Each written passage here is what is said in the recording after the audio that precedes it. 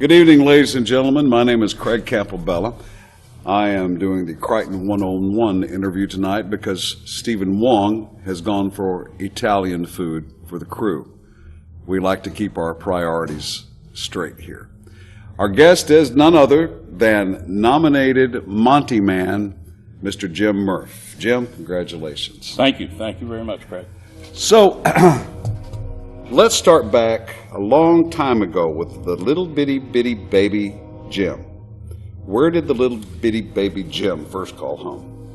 Well, right here in Conroe, back in 1955, probably about maybe a half a mile right from this location. Really? Which direction? Behind the railroad track here off of 2nd Street. So you could have thrown a rock and hit the Crighton Theater when you were a little boy. Close to it, absolutely. Close to it. That's great. So then you went to school? Went to school here until 62, 2nd grade. And from there, my father got a promotion. We moved to Bryan. Finished school up there, and that was 74. Went into the Air Force, spent about 20 years in the Air Force after that. So did you, when you were a little boy or when you were in high school or in the Air Force, did theater ever cross your mind? Not one iota. Did you even go to theater? Went to theater probably 69 at Texas A&M. My father had tickets, and so we went to go see a play. I can't remember what it was about, but it was intriguing. But that was the only time I've ever had any live performance. And you never had even second thoughts about it then? You went to see the show and you went home, and nothing about it really appealed to you? Nothing. That's just amazing, knowing all the things that you've done the last 4 or 5 years. So you finished. Tell us what you did in the Air Force. Air Force, I worked on intercontinental ballistic missiles. Most of that time was spent at Minot Air Force Base, North Dakota. I started off in maintenance. I actually worked on the missile. As time went by, rank went up. As rank went up, I went into more of the management side of things. And really a nice group of people. Well, generally wherever I go, I've always found nice people. I tend to hang out with them. You get what you look for. That's right. So as a young man from Conroe that went to Bryan, and then you wind up in North Dakota, you actually got to learn how to dress warm. Oh, absolutely. Because you hadn't had an opportunity before then. Not at all. I tell you, that was that was quite the experience. One of the things that I don't know if it was chemically or what it was, but something did change in me up there. I discovered, being back home here in Texas, is that in North Dakota in the winter, I could put on enough clothes to stay warm. However, back home, I don't seem to be able to take off enough to ever stay cool. So it is the way it is. Something definitely changed up there. So you retired from the Air Force, and what did you do then? Ended up starting a job with a company that eventually moved me to the East Coast. I met my wife, Barbara, there. Spent a few years there, and we made a decision to move back to Texas, or to my home, which I had bought years before. And we moved back here to Texas, I think 2003, and spent some time with my mom and my father, and some of my family. And I think in 2007, I had a unique neighbor move in next door to me. And I tell you what, it's been a blur since then. Well, tell us a little bit about that story. So we've got you all the way up to how old? About 54, 53? Yeah, about 56, somewhere right around there. Somewhere right around there. And you've never had a second thought about theater, even though you grew up across the tracks from it. You went traveling around the world. You spent a lot of time in North Dakota.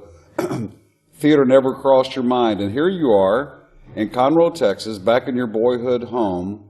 And what happens to where you become, in the last 7 or 8 years, an actual fixture in the community theater group in this area? What happened? Well, what happened? Actually, not only did I not think about it, if that thought crossed my mind, there was actually a fear. Absolutely didn't have any desire to do something like that.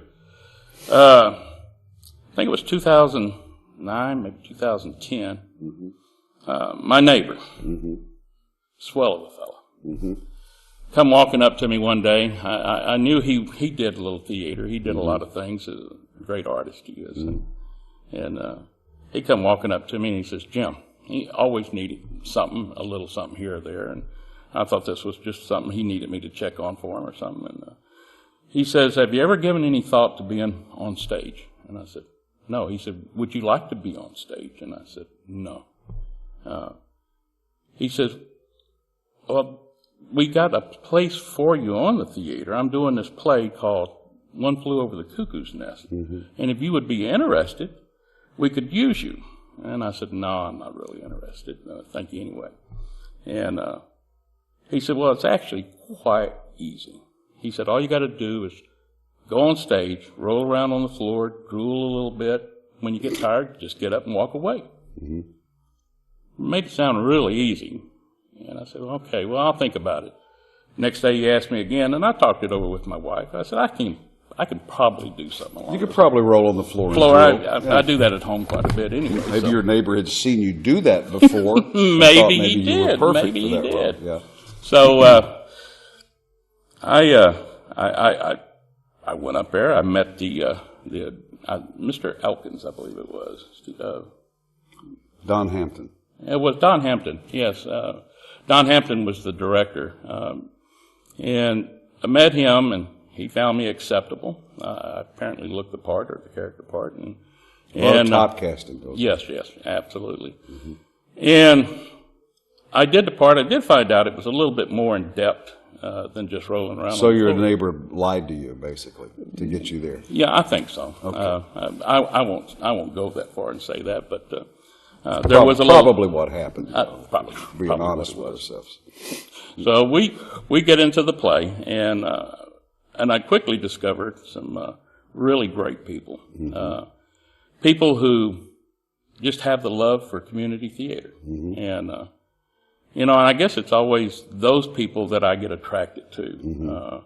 And I met some really wonderful people. I met the Walkers, Mr. Cobb, and several other folks that we did those parts with, and I was hooked after that. What exactly was that part? I was a chronic. What is a chronic?